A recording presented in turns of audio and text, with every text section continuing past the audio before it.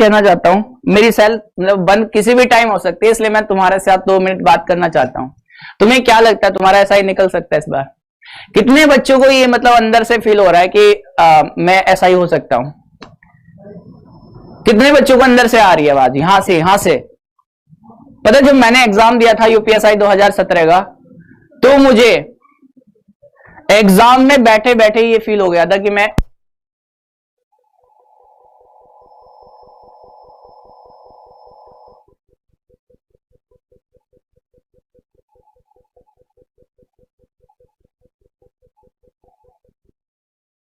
Reasoning उठा ली शुरू में ही, आपने मैथ उठा लिया स्टार्टिंग में ही, तो आपका एग्जाम मतलब समझ लेना कि आपका कॉन्फिडेंस लूज हो जाएगा एकदम। आप ना सोच ही नहीं पाएंगे, अच्छे खासे क्वेश्चन जो आपको आते हैं ना वो भी नहीं कर पाएंगे। एग्जाम में बैठते ही सबसे पहले स्ट्रेटेजी आप अपनी बना के चलना। अपने एग्जाम में सबसे पहले अपने कौन से वाला सेक्शन सबसे पहले लेना है, और उसके लिए टाइम भी सामने लिख लेना। मैं एग्जाम हॉल में घुसा था तो मैंने यही काम किया। मैंने क्या किया, सबसे पहले मैंने एग्जाम में घुसते एक चीज देखी कि भाई मेरे को सबसे पहले हिंदी करनी है, और मुझे हिंदी को ज्यादा से ज्यादा 20 से 25 मिनट ही देने हैं। ये मेरी स्ट्रेटेजी थी। मैंने कहा भाई जीके साइंस को अगर मैं देखूंगा ज्यादा से ज्यादा इसको भी मैं 20 मिनट दूंगा, 15 से 20 मिनट, इससे ज्यादा मतलब मेरे को इन दोनों के हिसाब से नहीं देना है। मैक्सिमम मिनट कितनी होगी? 45। मेरे पास 45 मिनट इन दोनों के लिए। बाकी समय कितना बचेगा? 120 मिनट होती है, तो आप जानते हैं कि बाकी भी मेरे पास 75 मिनट अभी भी बची हुई है। ठीक है ना भाई? तो मेरे पास अभी भी 75 मिनट बची हुई थी।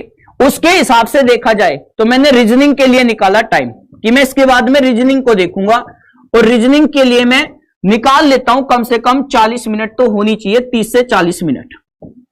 30 से 40 मिनट मतलब इसके पास 30 से 35 मिनट में इसको देके चलूंगा, क्योंकि इसमें कथन निष्कर्ष वाले क्वेश्चन अच्छे खासे आ जाते हैं। उसके बाद मैंने मैथ के लिए टाइम निकाला। मैंने सोचा कि मैथ के लिए तो मैं मतलब पूरा मतलब इसमें 40 मिनट के आसपास बचा के चलूंगा, इतना समय होगा तभी मैं एग्जाम को निकाल पाऊंगा। और ये वाली स्ट्रेटेजी आपको एग्जाम के अंदर घुसते ही आपको जो सीट मिलेगी ना उस पर बना के चलना। और किसी भी क्वेश्चन पे मैंने सोच लिया था रुकूंगा नहीं, जब तक मेरे 20 क्वेश्चन नहीं बनेंगे तब तक मैं उसमें रुकूंगा नहीं। मैंने ऐसा ही किया।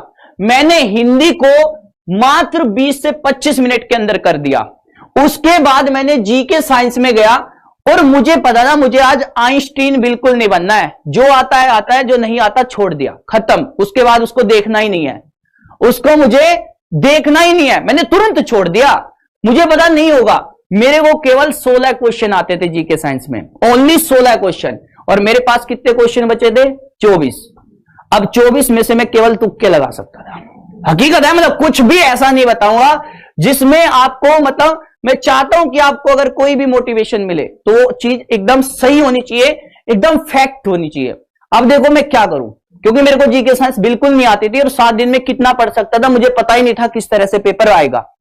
अब मेरे को इतना पता था कि भाई 16 क्वेश्चन मुझे आते हैं, बाकी के 24 मुझे नहीं आते। अब बहुत सारे बच्चे क्या सोचते हैं कि निगेटिव हो जाएगा, ये हो जाएगा, वो हो जाएगा, मैं क्वेश्चन सारे अटेम्प्ट नहीं करूंगा। मैंने सोचा 24 को बाद में देखूंगा।